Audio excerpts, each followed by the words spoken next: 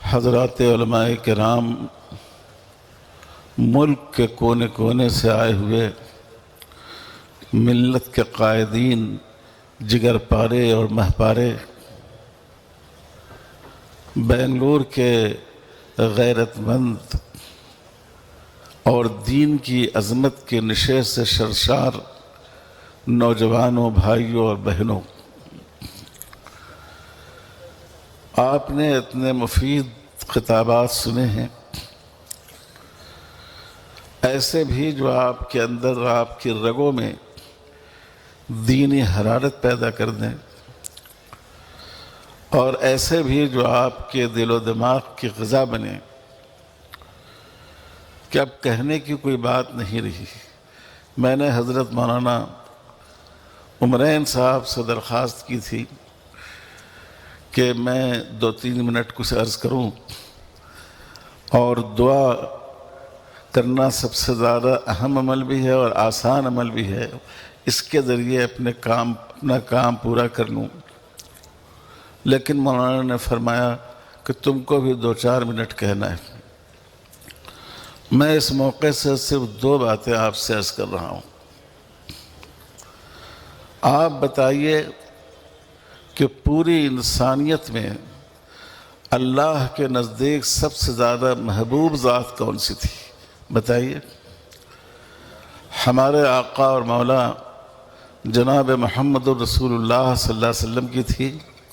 آپ سب کو اس کا اقرار ہے،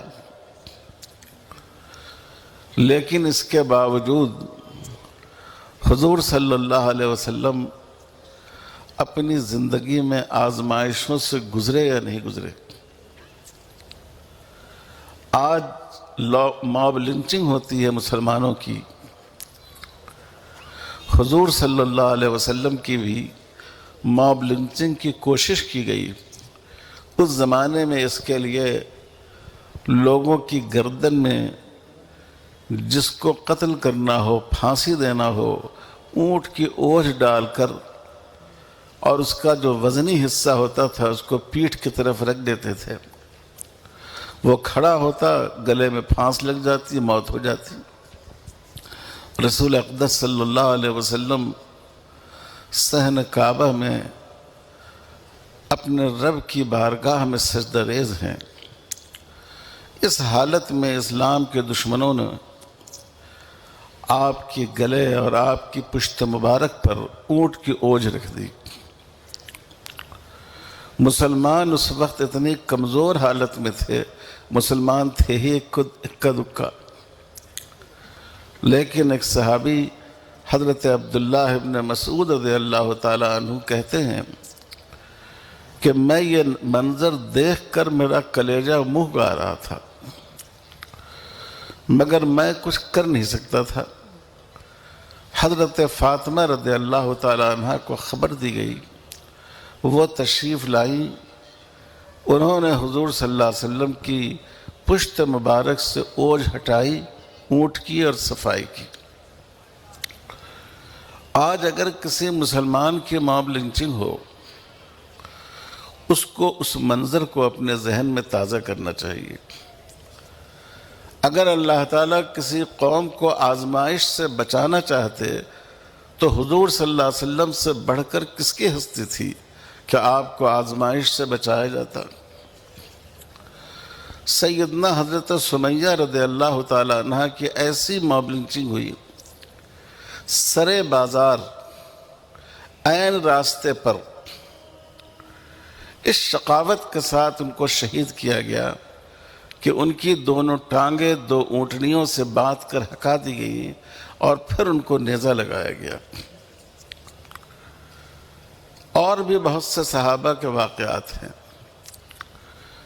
اللہ تعالیٰ نے ارشاد فرمایا کہ مسلمان ہونے کا مطلب یہ نہیں سمجھو کہ تمہارے لیے مخمل کی سیج بچھے گی، پھولوں کا بستر بچھایا جائے گا، تم مشقتوں اور تکلیفوں سے گزرے بغیر آخرت کی نعمتوں کو حاصل کر لو گے، علماء یہاں موجود ہیں، پوچھ لیجئے، عربی گرامر کے لحاظ سے نہایت تاکید کے ساتھ اللہ تعالیٰ نے فرمایا کہ ہم تم لوگوں کو ضرور ہی آزمائیں گے، خوف سے بھی آزمائیں گے، خوف بھی پیدا کیا جائے گا جیسے آج کے حالات میں پیدا کیا جا رہا ہے۔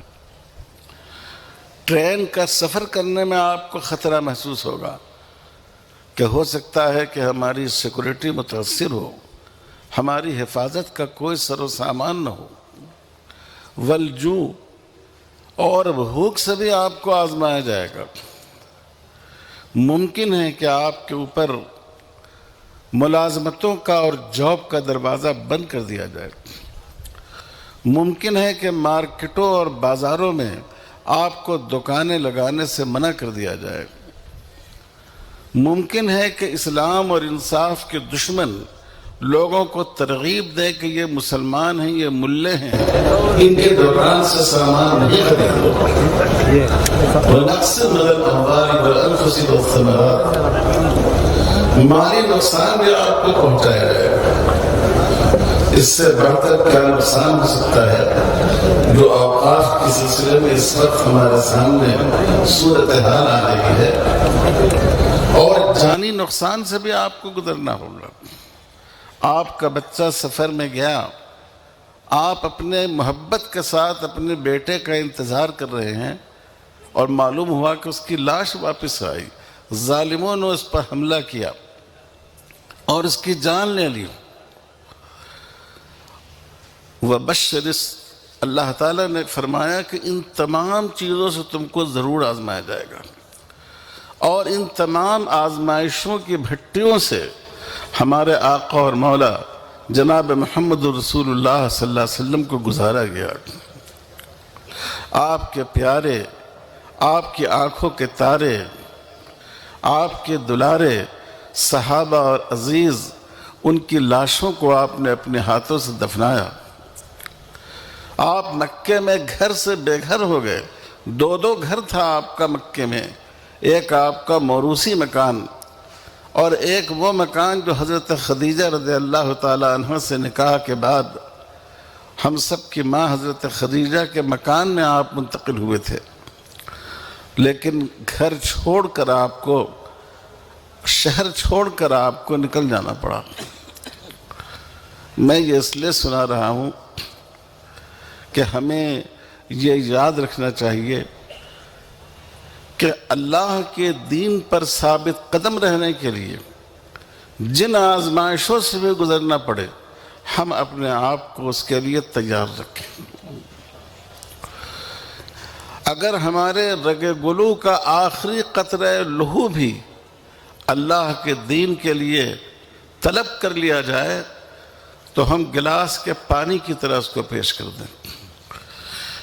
انشاءاللہ اس کی نوبت نہیں آئے گی، لیکن اس جذبے کے ساتھ ہمیں اس ملک میں اور پوری دنیا میں زندگی گزارنی چاہیے، ہمیں ثابت قدم رہنا چاہیے۔ آپ حدیث کی کتابوں میں دیکھیے، صحابہ نے جان دے دی، لیکن وہ چاہتے تھے کہ ان سے مشرکانہ نعرہ لگوائیں، وہ نعرہ لگانے کو تیار نہیں ہوئے۔ یہ مومن کی شان ہے۔ میرے بھائیوں، سب سے پہلی بات یہ ہے کہ ہم یہ عزم کریں کہ وَلَا تَمُوتُنَّ إِلَّا وَأَنْتُمْ مُسْلِمُونَ، ایمان کی حالت ہی میں ہم کو اس دنیا سے جانا ہے۔ دوسری ضروری بات یہ ہے، کئی دوستوں نے یہ بات کہی، مسلمان ہونے کا مطلب دوسروں سے لڑائی نہیں۔ اسلام ایسا پیارا مذہب ہے، اسلام کا سینہ اتنا کشادہ ہے، اسلام نے ایسی رواداری کی ہمیں تعلیم دی ہے جس کی کوئی مثال نہیں ملتی۔ ہم سب ایک اللہ پر یقین رکھتے ہیں، اور اللہ کے مقابلے میں خدا کی حیثیت سے جو مورتیاں بنائی گئی ہوں، جن دیویوں اور دیوتاؤں کی پوجا کی جاتی ہو، ہم اس کو باطل سمجھتے ہیں، لیکن اس کے باوجود قرآن مجید نے تعلیم دی کہ تمہارے دوسرے بھائی تمہارے سماج کے دوسرے لوگ جن باطل خداؤں کی، دیویوں اور دیوتاؤں کی مورتیوں کی پوجا کرتے ہو، تم ان کو برا بھلا نہ کرو۔ آپ سوچئے اس سے بڑی رواداری کیا ہو سکتی ہے؟ ہمارے لیے یہ حکم ایک سیاست اور مصلحت کا حکم نہیں ہے، یہ ہمارے لیے دین و شریعت کا حکم ہے۔ اس لیے ہم برادران وطن سے کہنا چاہتے ہیں، مسلمانوں نے اس کا اتنا لحاظ رکھا، اس ملک میں کم و بیش 1200 سال بلکہ تقریباً 1300-1400 سال ہو گئے، حضرت عمر رضی اللہ تعالیٰ عنہ کے دور میں مسلمان یہاں آ گئے تھے۔ کبھی مسلمانوں نے، ہمارے ہندو کسی معتبر مسلمان نے، کسی عالم دین نے ہمارے ہندو بھائیوں کے بھگوانوں کو اور ان کے دیویوں اور دیوتاؤں کو برا بھلا نہیں کہا، اور ان کے مذہبی مقدسات کو نقصان پہنچانے کی کوشش نہیں کی، ان کے مذہبی جذبات کا بھی لحاظ رکھا۔ حضور صلی اللہ علیہ وسلم نے مسجد نبوی میں غیر مسلموں کو دعوت کی۔ قبیلہ بنو نجران کے لوگ عیسائی تھے، تقریباً 1 مہینہ وہ مسجد نبوی میں رہے، وہیں آپ ان کو دعوت دیتے تھے، وہیں ان کی ضیافت اور مہمان نوازی کرتے تھے۔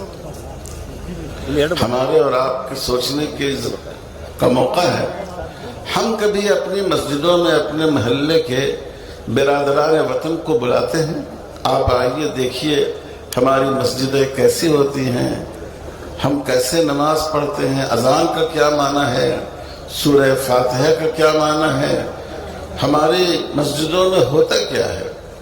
سوائے قرآن مجید کے نسخوں کے یا کسی دینی کتاب کے، لوگوں نے دماغ میں یہ بٹھا دیا ہے کہ یہ لوگ مسجدوں میں تلوار اور مہلک ہتھیار جمع کیے ہوئے ہیں۔ ان کو ہم کو چاہیے کہ کسی موقع سے ان کو بلائیں، ان کو دکھائیں۔ آپ نے سنا ابھی جب مکے میں قحط پڑا اور اس وقت مدینے کے مسلمان مالدار نہیں تھے، حضرت عائشہ رضی اللہ تعالیٰ عنہ فرماتی ہیں 2 مہینے گزر جاتے تھے، گھر میں چولہا سلگنے کی نوبت نہیں آتی تھی، یعنی صرف کھجور اور پانی پر زندگی گزارنی پڑتی تھی۔ اس حالت میں جب مکہ میں قحط آیا، اور یہ اس زمانے کی بات ہے جب اہل مکہ سے مسلمانوں کی 2 جنگیں ہو چکی تھی، حضور صلی اللہ علیہ وسلم نے مدینے سے ریلیف جمع کی، مسلمانوں سے 500 دینار جمع کیے۔ 500 دینار کوئی معمولی بات نہیں ہے، 20 دینار 87.5 گرام سونا ہوتا ہے، تو آپ سوچئے کہ 500 دینار کتنی بڑی رقم ہے۔ یہ ریلیف آپ نے مکہ والوں کے لیے بھیجی، اور حضور کی شان رحمت دیکھیے، جیسا کہ مولانا بلال صاحب نے فرمایا، وہاں حضرت عباس آپ کے چچا بھی موجود تھے، آپ ان کو بھیج سکتے تھے، لیکن 2 ایسے لوگ جو اس وقت اسلام کی دشمنی پر سب سے زیادہ کمر بستہ تھے، ابو سفیان اور صفوان ابن امیہ، آپ نے ان کو یہ رقم بھیجوائی اور ان سے کہا کہ مکے کے غریب اور مستحق لوگوں پر اس کو تقسیم کر دیا جائے۔ میرے بھائیوں، حضور کا یہ عمل کیا ہمیں اس بات کی دعوت نہیں دیتا ہے کہ اگر کوئی قدرتی آسمانی آفت آ جائے تو ہم اس میں اپنے غیر مسلم بھائیوں کی مدد کے لیے آگے بڑھ کر کھڑے ہوں؟ حضور صلی اللہ علیہ وسلم نے غیر مسلم حضرات کی عیادت فرمائی، خود تشریف لے گئے، عیادت کی۔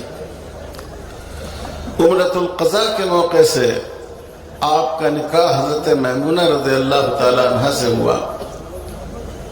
آپ نے اہل مکہ کو، جو اس وقت مسلمانوں کے بدترین دشمن تھے، آپ نے ان کو دعوت دی کہ وہ آپ کے ولیمے میں شریک ہوں۔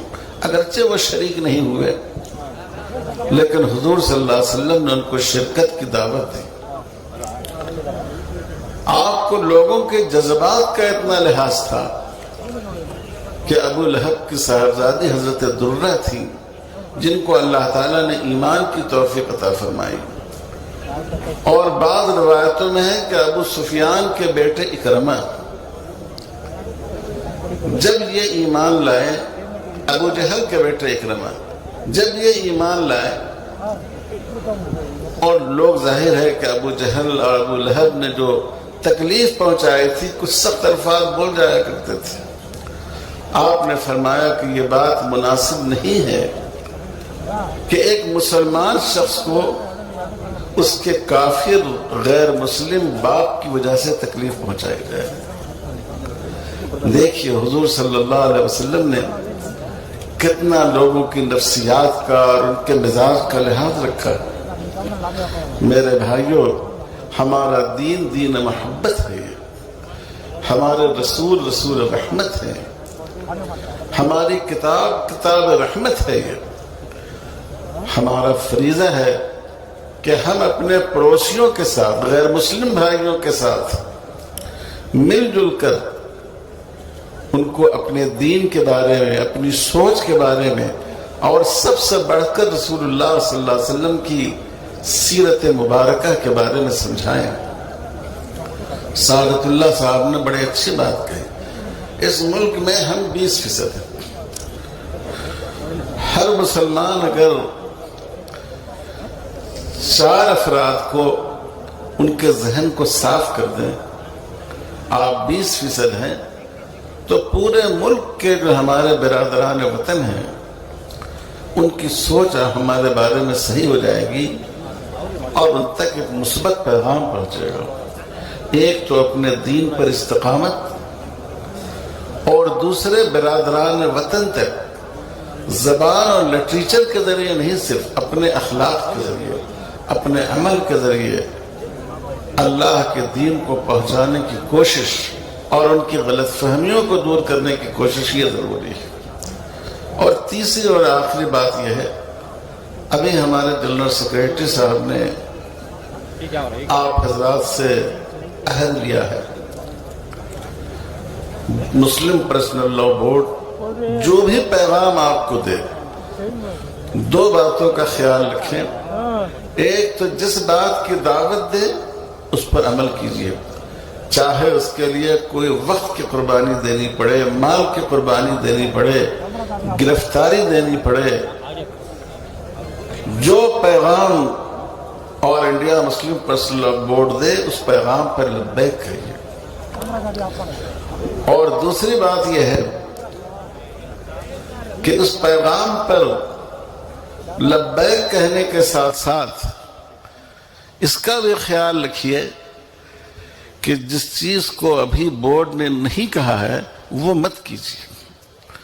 جب بڑھنے کو کہا جائے تو بڑھیے، اور اگر کہیں کہا جائے کہ یہ موقع بڑھنے کا نہیں ہے، پیچھے ہٹ جائیے، تو وہاں اپنے آپ کو پیچھے ہٹنے کے لیے بھی تیار رکھیے. بولے انشاءاللہ. اگر ہم لوگوں نے اس پر عمل کیا، انشاءاللہ اس ملک میں ہم اپنی شریعت کا بھی تحفظ کر سکیں گے، اپنے ایمان کا بھی تحفظ کر سکیں گے، اپنے ملی مفادات اور اپنے دینی مقدسات کا بھی تحفظ کر سکیں گے. اللہ تعالی ہم سب کو اس کی توفیق عطا فرمائے. میں دارالعلوم سبیل الرشاد بنگلور کا اور اس کے اعلی قدر محتمم امیر شریعت حضرت مولانا صغیر احمد صاحب کا اور اس شہر کے بہت ہی حوصلہ مند مسلمانوں کا، نوجوانوں کا، ہم بورڈ کی طرف سے، ان تمام بزرگوں کی طرف سے شکریہ ادا کرتے ہیں کہ آپ نے کہ یہ اجلاس بورڈ کی تاریخ کا ایک یادگار اجلاس ہے. اور میں نے وہاں بھی کہا تھا، آپ سے بھی عرض کر رہا ہوں کہ ملک کے نازک حالات میں اس اجلاس کے لیے ہم لوگوں نے بنگلور کا اس لیے انتخاب کیا کہ یہ سلطان ٹیپو شہید کی سرزمین ہے. یہاں سے انشاءاللہ ہمیں ایک نیا حوصلہ ملے گا اور ایک نئی ہمت حاصل ہوگی. اللہ تعالی ہم سب کو توفیق عطا فرمائے. وصلی اللہ علی خیر خلقہ محمد وعلى آله وصحبه أجمعين والحمد لله رب العالمين. नारे तकबीर, हाथ उठा के बोले नारे तकबीर, नारे तकबीर.